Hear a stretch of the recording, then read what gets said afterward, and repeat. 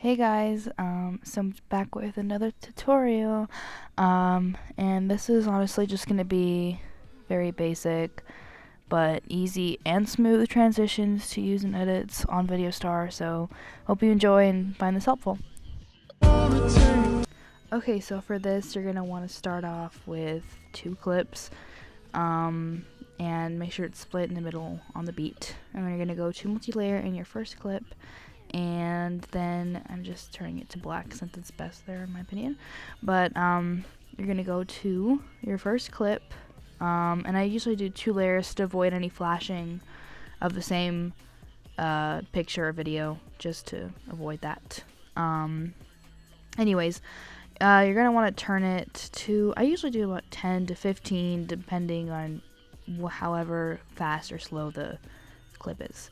And then I'm going to be doing a custom path here, and even if you're like, I hate custom paths, I don't understand them, I really highly recommend learning how to use them because they just make your edits look so smooth and they just make them look really good. So just, I wouldn't say just kind of follow this basic guideline. At least for the first clip, they follow this basic guideline, and then but you can adjust it however you want to once you're done with that. And then next you're going to go back, and then you're gonna click mirror here. Click mirror and do that mirror. It's best. And then you're gonna go to color, and you're going to do tracking blur, and I actually do it pretty high for spinning transitions. I don't usually do it high unless it's a spinning transition, so put it around that amount depending on how fast or slow the transition is. Should just look something like that, and it'll just make it look really smooth. And then once you're happy with it, just adjusting, make sure you know that you're happy with it, and then you're gonna go to the next clip and do the 2 layers again just to avoid flashing, and then you're going to want to go the other way and do the same number that you did in the other one. So I did 14, so I'm going to do 14 backwards on this one, and then you're going to be doing another custom path here, and it just makes your edits a lot smoother, and basically the farther left it is and how high it is, the faster it will go. You can literally see how the clip is behaving in the background. So I adjust it by making it higher or lower, or farther right or left, and then it just makes it look more or less fast. So now I'm done with that. I'm gonna go to mirror again, use the same mirror that you did in the last one, and then doing tracking blur, and also gonna put it high here, and yeah, just make sure you're happy with it, and there's your transition.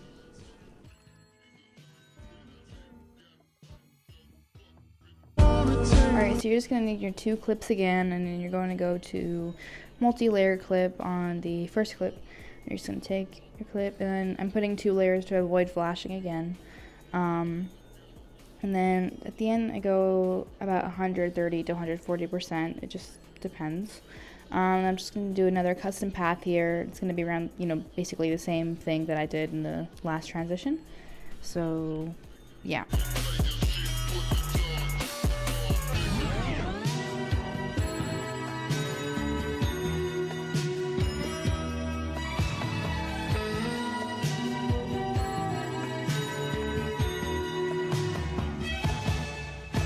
Alright, so once you're done with the path, just make sure you're happy with how it looks, and then you're going to go back and you're going to add tracking blur. I usually do it pretty low for doing in transitions, or else it just looks really bad. So just doing it pretty low here. And here I'm actually I just tilt it 1, and then I add that little path, and it just adds a little more movement to the clip. I do that with basically every one of my edits. And here I forgot to add a mirror because I'm stupid, but just make sure you add some kind of mirror. I usually recommend the last one. So here I am just going to be doing the same thing. At the end I'm going to add, do 140%, just to make sure you do the same number you did last time. And you don't have to do it at the end. It just depends on how long your clip is, and since these clips are pretty short, I'm doing it at the end.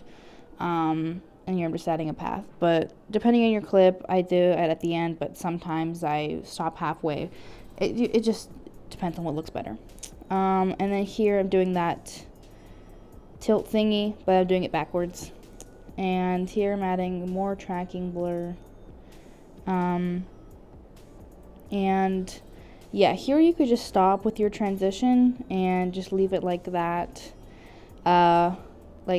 Or you could add a shake, which is what I'm going to do here, and I honestly don't recommend doing it after you transition the clip because in the mirror looks really odd. But here I'm just doing a very simple shake. Make sure it's not too bouncy depending on how long the clip is, or else it'll just look bad. So it's a pretty small shake. See that mirror? It just looks weird. And then I'm just gonna add a little tiny bit of tracking blur. Just smoothing everything out, and then you're gonna click create, and there you have a transition, zoom in transition with a shake.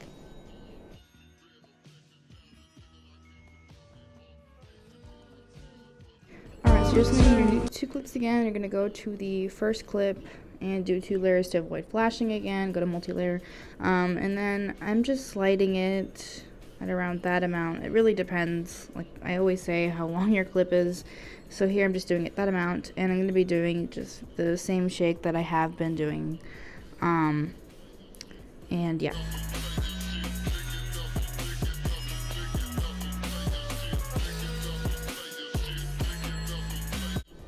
Alright, so once you're finished with that, just check that you like it, making it, just kind of adjusting it. And then you can add that mirror or that mirror. It really just depends. I like both. I'm just going to go with that mirror for now, just depending on the edit I'm doing, but they both work really well. And for the tracking blur, still not doing it at a super high amount, and I'm just doing that little tilt thing again.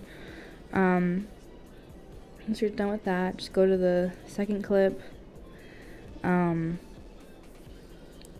do the 2 layers to avoid flashing again, and then you're going to want to go and slide it the other way. And I'm putting it at the end, but like I said, it depends on how fast your clip is, and short. And I'm just going to be doing the same path that I did before in another transitions. And yeah.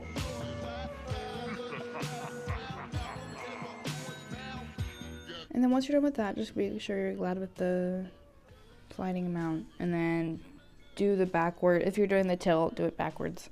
And I'm just make sure you add the same mirror that you did in the last clip, whichever mirror it was. Make sure it's that one. And just adding some tracking blur, and just make sure you're happy with it. There you have your transition.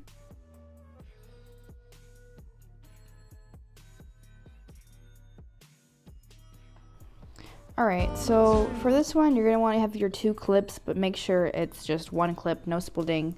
And I'm doing 1 layer for each of it. So the first layer is going to be your first clip. And here I'm going to be sliding it up, all the way up. And you can bring it down wherever you want to. Here I'm just going to be doing it on that mark.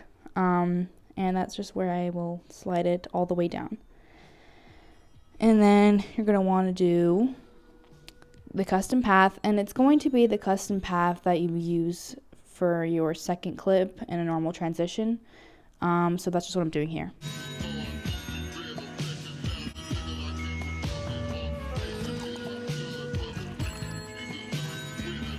And then you're going to want to go to your second clip, and I think it's best to make sure it starts going up when the first clip goes all the way down.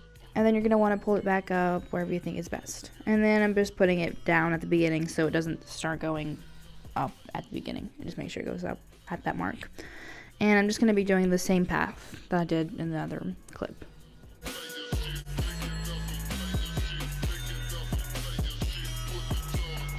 Alright, and so once you're finished with that, there's your transition basically. But I'm going to add tracking blur to it, of course. It just makes it look a lot smoother. No mirrors this time. Just tracking blur at a pretty low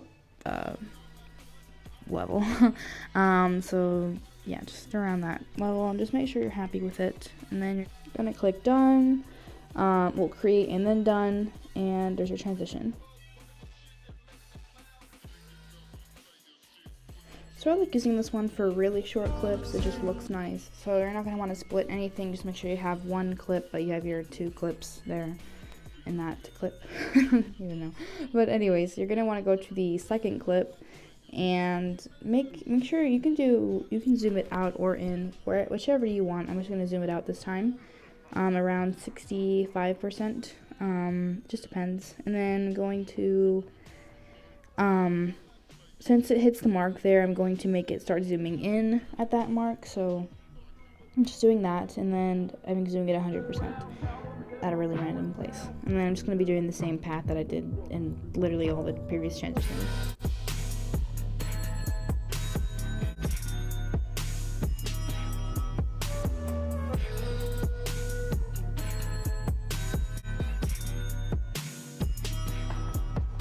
Alright, so then when you have that where you want it, see that, and then you're going to lower the opacity at 0%, and then once you get to where it's fully exposed, you're going to want it to make it at 100% opacity. And I'm just doing the same path there that I did for the other one. And make sure that the opacity is at 0 at the beginning too. And I'm just adding a mirror and some tracking blur just to make it look smoother. And it honestly looks kind of shitty on here, but I swear it looks better in a just normal full edit. Oh no. I didn't know. Oh no. I didn't know. Okay, so here's an edit I made earlier. It's just normal spinning transition. Looks kind of smooth, but I used this to make it look even more smooth. I leave the QR code at the end of the video, but here I'm just going to show you how to do it depending on how long or short your clip is. I think it's just best to show it. Okay, so here I'm just going to add the first clip, and then I'm going to add 2 of the color black, like 2 layers of the color black, and I'm going to go around 56%, and it just depends on how much you want it. And then at the end I'm going to go 0%. And no fancy paths here, just that one. And then I'm going to use that path for the end of it fading into black. So I'm just clarifying that. Use that path for the beginning, and then use the other path for the end. And there's your first clip for that one. And then you're going to want to go to the second clip, use the second clip, put the second clip, and then the 2 colors of black again. And you're just going to repeat the same exact process, the same shakes, and that's how you do it. And I just do this. I did this for every short clip, but I don't do it for every single clip depending on how it works. So that's just what it looks like. And here is the QR code for it. I wouldn't use it for everything though, since it's just for short clips. Alright, so hopefully that last one wasn't too confusing, and if it was, just use the QR code, I guess. But I like that one. But anyways, that is going to be it for the entire video. I hope this helps you, and I hope you like the transitions, and yeah, thanks for watching. Bye.